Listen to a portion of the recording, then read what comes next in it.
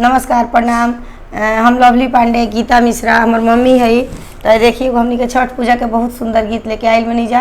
हमरा गीत के पूरा सुन के हमरा चैनल के आशीर्वाद दे हम लोग आ देखी कि गीत कैसे गवाता।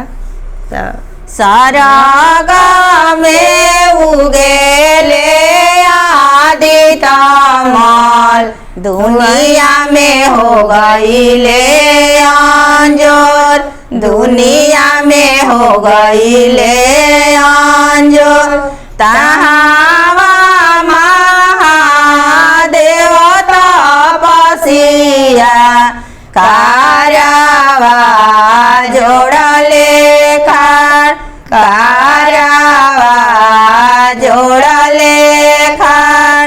तहावा गौरा देई भिखाइनिया आचारा ओढ़ले खार।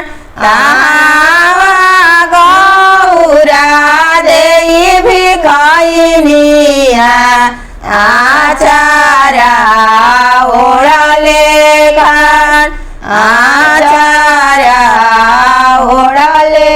तहावा गणेश बेटा तपसिया कारवा जोड़ले खार।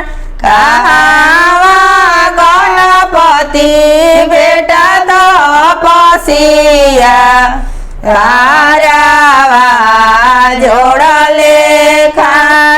कहारी सिद्धि देई भिखाइनिया आचारा ओढ़ले खार, आचारा ओढ़ले खार, आचारा